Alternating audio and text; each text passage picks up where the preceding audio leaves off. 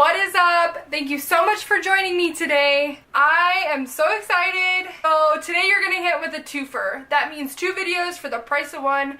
Just kidding, this shit's free. If you have not done it already, please subscribe to my channel. Also, if you want to click that little bell, that'll notify you when I have new uploads for you guys. Today we are talking about my 5 favorite travel apps.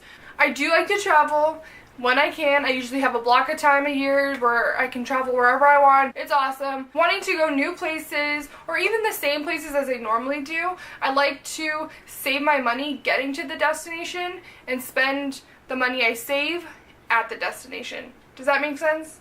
I always look for ways to save. I'm a very frugal person naturally. When I travel, I also like to stay frugal as well, at least by getting to the destination. I'll spend the money there. We all know it. I don't really see the point in spending money getting to the destination. Which brings me to my 5 favorite travel apps. Number 5, GTFO. Basically how it works is it's just a list of places in no general order you can choose to go that day. So this is good for someone who has open availability to travel, who has an open time frame to travel, and doesn't really have a budget. This app can save you money in certain circumstances, but it's not the cheapest all the time. But if you're wanting to go somewhere that you've never been or that you would never normally pick to go yourself, this is a good app for you. So basically, if you want a GTFO, GTFO is for you. Number 4, really wanting to look around how to travel to your destination, I really recommend you downloading Rome to Rio. I'll have all of the apps listed down below. They are all available on the Apple App Store.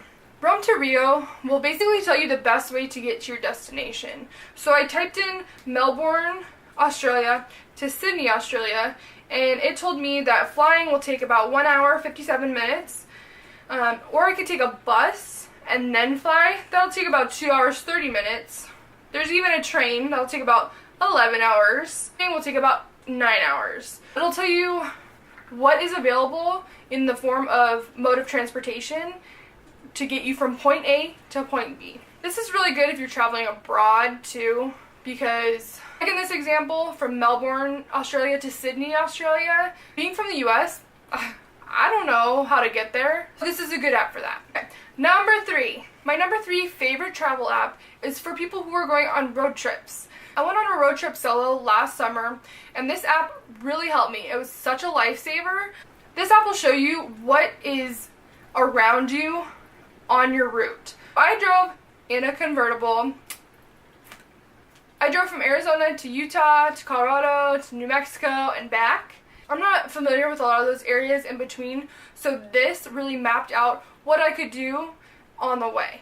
This app will actually keep track of your trip too and show you how far you have to go, what's on your way. You can create checklists of things you want to do on your way, and it'll tell you how long until that destination. So it's a really useful tool, especially when I was on my own. This was a lifesaver. Number 2. Hopper. You have not downloaded Hopper and you are flying to different destinations in the following year, please, please, please download it.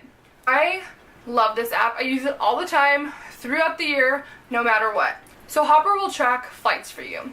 Google Flights does this too, but I just like the application a little bit better. I will get either push notifications or emails to my phone saying when the price has dropped on a flight.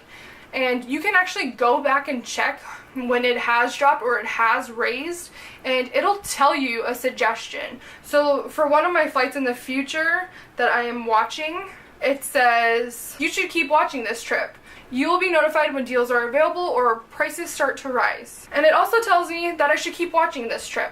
More prices will be available in the future, and prices may rise or decrease.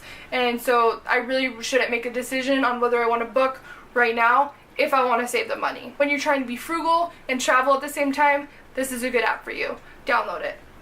Okay guys, my number 1 favorite travel app is something so simple and I feel like it is so overlooked. Google Flights.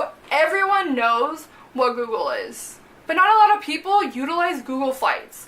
I constantly have friends asking me where I get the best rates for my flights.